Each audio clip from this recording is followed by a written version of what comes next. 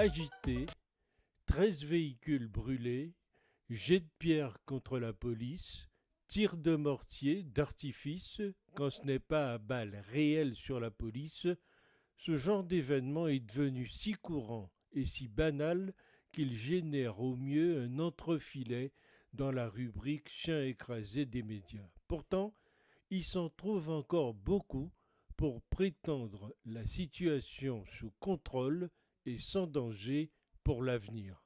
Nous sommes bien au pays des bisounours.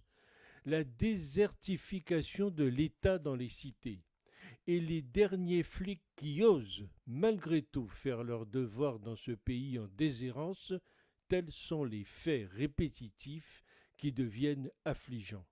Tirs au mortier ou à la Kalachnikov, agressions envers les forces de sécurité, rodéos sauvages impunis mais mortels pour les seniors, les cités sont devenues une jungle qui échappe pratiquement à l'État, à ses élus et aux forces de sécurité dont le travail courageux est systématiquement saboté.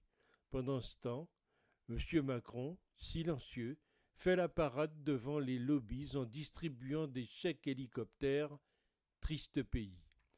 La France est vraiment gangrénée en profondeur par les dealers pour que des violences urbaines se passent dans des villes sans histoire telles qu'Alençon.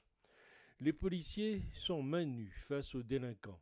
Dans tous les cas, l'augmentation de ces agressions montre bien que l'impunité est devenue une pratique largement acceptée par nos dirigeants, pourvu que ça dure.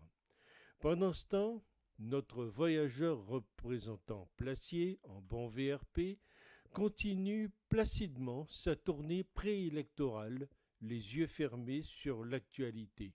Quel beau métier prometteur! C'est le symbole de la perte totale d'autorité de l'État qui s'est accentuée avec deux présidents, François Hollande et Emmanuel Macron, deux socialistes qui furent comme larrons en foire pour les problèmes sociétaux, choisissant de ne rien faire. Pour rétablir la situation, cela va être très difficile et il va falloir des mesures exceptionnelles, voire d'exception, au point où nous en sommes. Ce n'est certes pas M. Macron qui va les mettre en œuvre, il avait 5 ans pour le faire et il n'a rien fait sur le fond. Je n'ai jamais entendu et lu autant de faits divers de nature insurrectionnelle et encore, on ne doit pas savoir la moitié.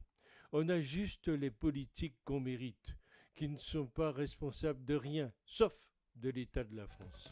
Allô, monsieur Darmanin?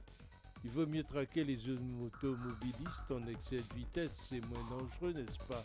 On attend maintenant encore votre choc de simplification.